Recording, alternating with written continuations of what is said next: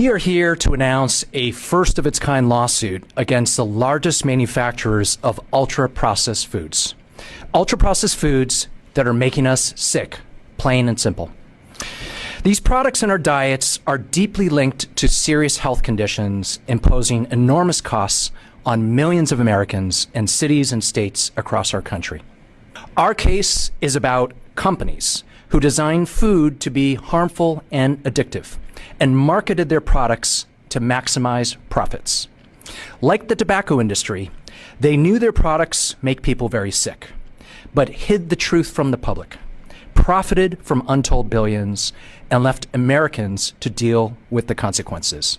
This is not just about what we think of as junk food.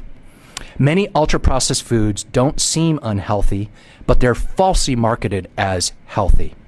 The tobacco industry drove the rise of ultra-processed foods.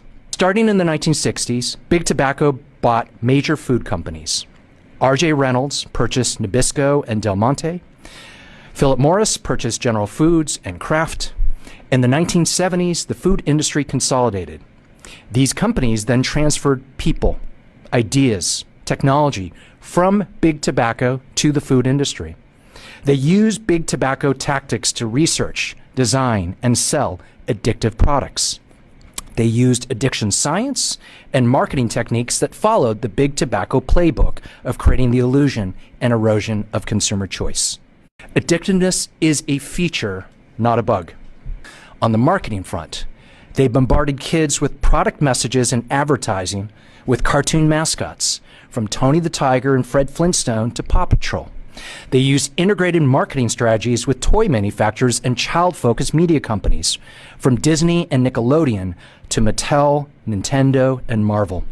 The most damning aspect of all this is, like the tobacco and opioid industries, the ultra-processed food industry had actual knowledge that their products caused harm.